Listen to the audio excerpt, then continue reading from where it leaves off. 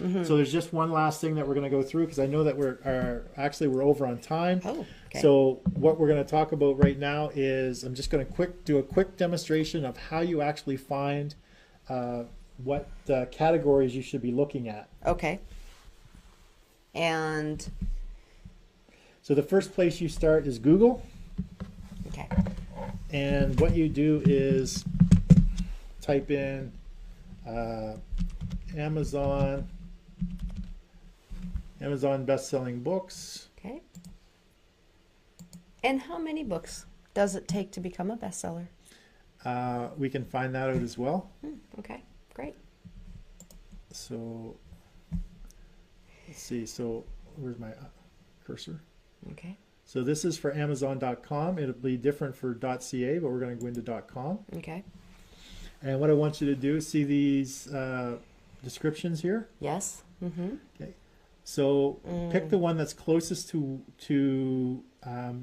your book. So would it be health, fitness, and dieting? Would it be medical books? What would be the closest category? Definitely medical book, but also health, fitness, and diet, because the home light unit, this is a medical device. So what you're going to do, this is an actual process. Okay.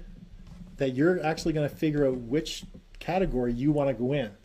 Because I can only go in one. I thought you said I could go in three. 3 different ones, but you have to pick which are the best 3 categories. Okay. So what we're going to do is we're just going to pick the medical one first. Okay. Medical books. Yeah. So the very first thing you do is, see, this is number 1. Yes. Mm-hmm. So we have to click on this, and we want to see how this actually ranks okay. among Amazon. And we can see this is the number 6 book on Amazon. So number 6 out of all Amazon books, this is it. Do you want to compete against this one? This means that you have to sell enough books to be number 5. And how many books is this selling? We can't tell how many it's selling, but what we can do is get an idea. Okay. I'm just going to bring up this other website here. And I'm going to just guess what the right answer is. No, I don't want to compete against that book. Is that right? That's is that correct. The right answer? That's correct. So this website here will give us a quick chart of sales ranking. Okay. So that was number 8. It was number 6. Number 6? Yeah. Yeah. So you need to be selling over 3,000 plus books a day to be number 1 to 5. Oh my. Okay. So that's a lot hefty of books. competition. That is. Yeah. So I don't think we want to actually be in that category. Right. Okay. However, that's for the whole medical books category. Yeah. Are there some subcategories here that are relevant to your book?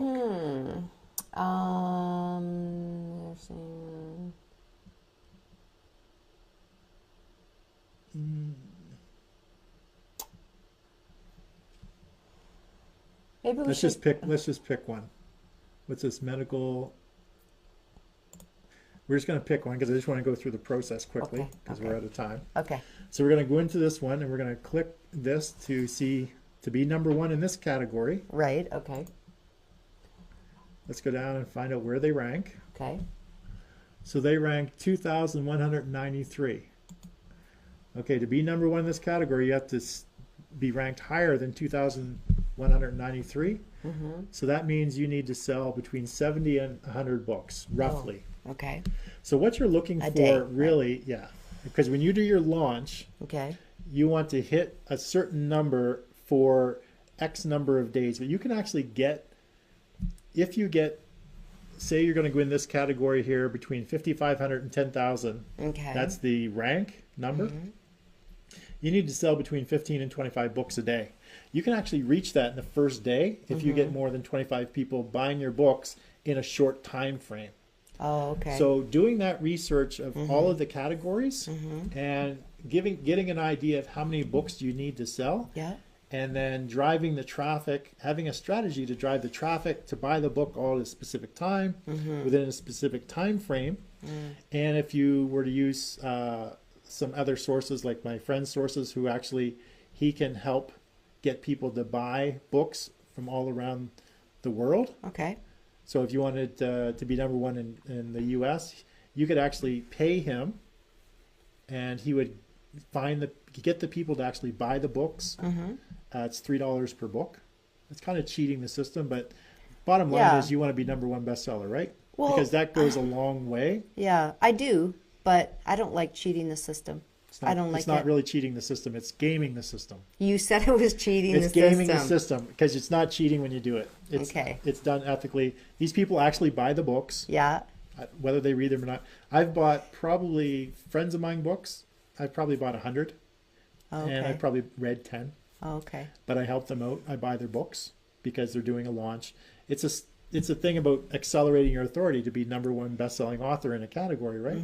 So that goes a lot because this is a strategy, a positioning strategy. Right. That's the biggest play. So that's what you specialize in, right? Strategies to help people in business. Yeah, to accelerate their authority. Yeah. So it's just a strategy or tool to enable you to become a number one best-selling author. Okay. So just employing the strategy, doing your research that you can do on your own, finding out how many books you need, making sure that you're gearing up for that big push. You've got a launch date in mind, and ahead of that, maybe 7 to 14 days out, you're starting the momentum, getting people interested, driving them, so that on launch day, you have as many people going and buying your book as possible during that day, and you're promoting it on all the social media platforms, not just every hour, but like consistently trying to drive people to buy your books. And when I launch my book in November, it's going to be a pre-launch, or do you think it's better just to launch your book once you're finished? What do you think is better? I've done both. Okay. And what would you recommend to me? You better be sure that if you're going to do a pre-launch, that you can deliver the content in the amount of time, because I think it's I think it's 90 days, 60, 90 days, something like that. But if you go over that time frame, then you're banned for doing a pre-launch for at least a year. Okay. I went over my time frame. Oh, really? So I was banned for doing another pre-launch. John's always breaking the rules. Yeah. Always. Yeah. And so I was banned from doing another pre-launch. Yeah. So, but I can actually do one now. So when I'm ready to actually do my next book, which will actually be out before December. Yeah. It's all about the authority acceleration. Then I'll be actually using the strategy as well. The pre-launch. Okay. Yeah. Okay. Great. So I just want to close out of this.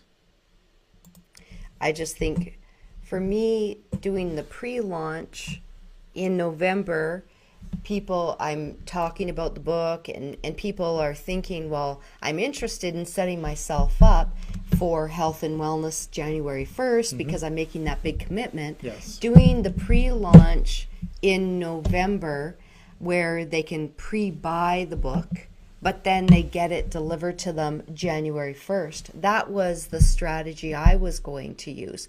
Because if I'm using the last 2 weeks of December to promote the launch of my book, no, of course not, because everybody's too busy with their family. Try to have it delivered prior to Christmas, just prior to Christmas, as a Christmas gift. Right.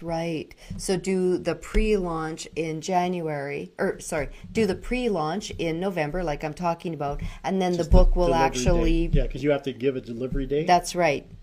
So have it delivered prior to Christmas. Even though it's just 99 cents, someone can actually still give it as a gift. Of course. And what a great gift. Yeah. Exactly. So I just want to thank you for coming on today. My pleasure. Hopefully you received some value out of our time together. So I want everyone out there that's still on, just give Wendy a thumbs up or heart, or leave some questions or comments if you have any questions or comments on this specific topic. And or if anyone has questions for me, they can post it on my Facebook page, private message me. For sure. And text what we'll do is, what I always do is after the show is I always put in the comments section all of Wendy's contact information. So if you have questions or comments for Wendy, you can contact her directly. Right. So thanks, Wendy, for being on the show. My pleasure. Thank you for having me. Show Wendy some love and hit that like, share, love button. Share this with all your friends and business associates. And so with that, I'm just going to close out the show. Okay. So again, thank you very much. You're welcome. My pleasure. I hope everybody enjoyed the show. I know I went a little bit over today, but I wasn't watching the clock as I normally do. But... And he's a rule breaker. So I really hope you enjoyed today's show with Wendy as a guest. She's genuine, authentic, nice, and a person that really has drive and passion, and really hustles out there like all entrepreneurs should, as aspire to achieving her goals. She'll definitely achieve whatever goals she sets for herself. I really look forward to not only following Wendy's book launch and book process, being a part of it, but hopefully just one little piece in Wendy's overall journey that, when Wendy's telling her story, that she says, oh yeah, this guy helped me get to where I am today. So when I'm on Dr. Oz and Oprah and I'm doing the tour, of course, I will mention you, John. Yeah, I'm just one little cog in the Wendy Zelmer story of life. It takes a village. That's right. But just being the best isn't enough in today's world. If no one knows who you are, if you want to gain exposure for your business, your brand, your product, or your service, then you need to employ some authority acceleration strategies that will really help get you where you want to be and attract an abundance of clients who are willing to pay you the type of money that you're looking to get paid for your products or your services. So you're not chasing people down just for a deal, just to get a client. They're actually coming to you in droves, and that's all about the accelerating your authority and positioning yourself as the go-to person. And what I've done is I've actually created a very simple formula that you can actually implement, and I give this formula away on every single show. I tell people what my formula is because I want to help people accelerate their authority. It's not a secret. It's just something that I've created by spending a lot of time learning from a lot of great people over the past 5 or 6 years. And this simple formula, when you implement it, will help get your business get seen, get heard, get noticed on any device, anywhere, anytime in 100 days or less. And it's called my authority acceleration formula, and it really goes like this. It's 1, 10, 100. And what that means is for every 1 hour of content that you create, if you spend 1 hour of content creation in a week, you need to spend 10 hours distributing that content out to the internet world and engaging with other people who potentially are going to be your ideal clients or people of influence that you want to connect with. So for every hour of content you create, spend 10 hours distributing that content, repurposing it for other uses. So if you're doing video, repurpose it for blogs, for articles, for podcasts. That's repurposing. And you want to do that continuously for 100 days.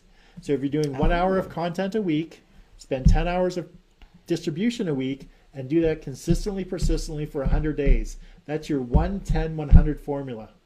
And that will help you accelerate your authority and position you as the expert or the authority in your field. So if you want any more information about the authority acceleration formula or how you can implement it into your business, then definitely leave me a message at john@johnamccabe.com.